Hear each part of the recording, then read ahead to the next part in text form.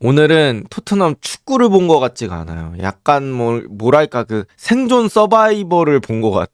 그러니까 토트넘이 살아남았어. 사실 이겼다? 라기보다는 살아남았다. 이 피가 뚝뚝 떨어지면서 잘 버텼습니다. 그리고 토너먼트는 사실 여러분들 이기면 장땡입니다. 토트넘이 어차피 경기력으로 욕먹고 있었잖아요, 사실. 근데 지면은 경기력이 무슨 소용이 있어. 근데 이기면 경기력 안 좋아도 결국엔 이긴 것만 남잖아요. 일단 오늘 포스테코글루 결국에는 마지막에 실리적인 선택들을 했죠. 텔 빼고 사르 나오면서 미드필더 숫자를 그냥 늘려버리는 그런 선택했고요. 또 존슨을 빼고 같은 윙어를 투입하는 게 아니라 단소를 투입하면서 애초에 센터백 5명. 그리고 75분 넘어서부터는 토트넘이 후방 빌드업을 선택하기보다는 그냥 걷어냈습니다. 약간 남고 반대항 축구대회 수비 메타로 갔던 토트넘입니다. 그리고 결국에는 이게 누누이 말씀드렸지만 이거는 토트넘뿐만 아니라 모든 팀이 사실 같은 1부 리그 정도의 수준에서 만난다고 했을 때는 이 템백을 했을 때 뚫기가 정말 힘들어요. 특히나 이런 크로스 플레이 같은 경우에는 기본적으로 토트넘 안쪽 박스에 있는 선수보다 적을 수밖에 없죠. 왜? 밖에서는 공을 돌려야 크로스를 올리니까요. 그러면 공을 돌릴 인원들이 밖에 몇 명 배치가 돼 있고 나머지 인원들이 박스에 들어가는데 숫자 자체는 당연히 수비 숫자보다는 공격 숫자가 적을 수밖에 없죠. 그래서 애초에 그 확률이 수비한테 유리할 수밖에 없다. 그래서 토트넘이 이거를 사실 했으면 리그에서도 승점을 조금 더 탈 수 있었던 경기들이 꽤 많았다고 저는 생각을 해요. 근데 포스테코글루가 리그에서는 앞서 나갈 때도 그냥 막 교체를 하지 이런 교체는 잘 안 하잖아. 내려앉는 교체는.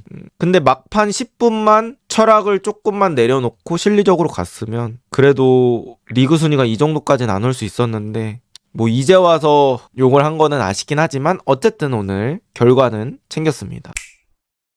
저 개인적으로 느꼈을 땐 오늘 수비에서 저는 페드로 포로 상당히 칭찬하고 싶어요. 사실 로메로, 반더벤, 우도기, 포로 각자 역할을 했겠지만 페드로 포로가 오늘 그래도 수비에서 볼 처리하는 건 제일 깔끔했던 것 같아. 무리 안 하고 그냥 걷어낼 거 걷어내고 처리할 거 깔끔하게 처리하고 그랬던 것 같고 우도기는 오늘 조금 판단이 아쉬운 것들이 있었다. 특히나 이제 공격은 그렇다 치는데 이제 수비 마무리하고 이제 우도기가 공을 가지고 올라가는 장면들이 많았거든요. 사실 근데 그러다가 끊기는 경우들이 좀 있었어서 오늘 같은 게임 양상에서는 우도기 같은 플레이가 아쉽긴 하죠.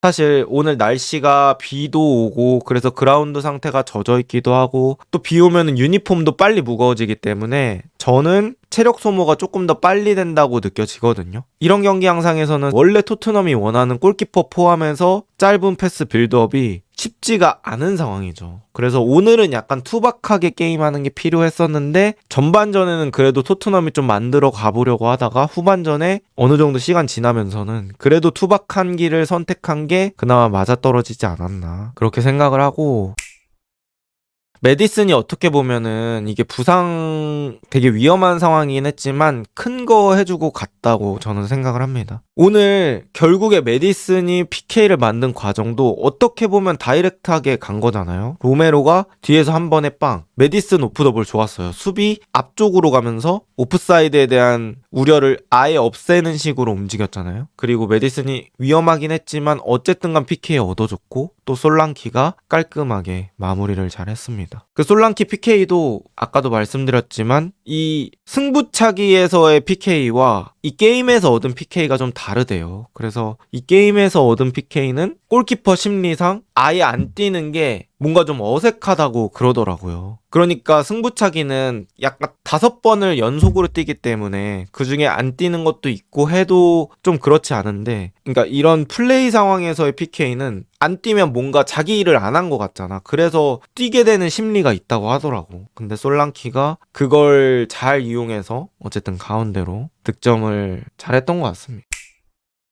그리고 프랑크푸르트가 어떤 식으로 축구하고자 하는지는 알 수는 있는 것 같아요. 프랑크푸르트도 압박 강도는 유지가 저는 잘 됐던 편인 것 같고 그리고 토트넘이 뒤에서 공 돌릴 때도 맨투맨 잘 붙이면서 압박을 잘 했어. 그래서 토트넘 자체도 예쁘게 빌드업을 못 나오게 만들었는데 결국에 그러면 프랑크푸르트가 뺏은 다음에 마무리가 돼야 되잖아요. 근데 오늘 프랑크푸르트도 에키티케가 그렇게 컨디션이 좋지는 않았던 것 같습니다. 에키티케한테 공이 투입되는 것들이 괜찮은 게 좀 있었는데 에키티케 퍼스트 터치가 튀는 것들이 좀 많았어서 에키티케한테 주고 그 다음이 연속성이 줄어들었던 것 같아요. 그래서 그런 것도 좀 아쉬웠다고 볼 수 있을 것 같고, 그 다음에 군인 얘기 안 할 수 없죠. 이제 라스무스 크리스티안센이라는 우풀백 선수가 이 군인 머리를 한 선수가 좀 기회들을 아쉽게 놓쳤던 것들이 있죠.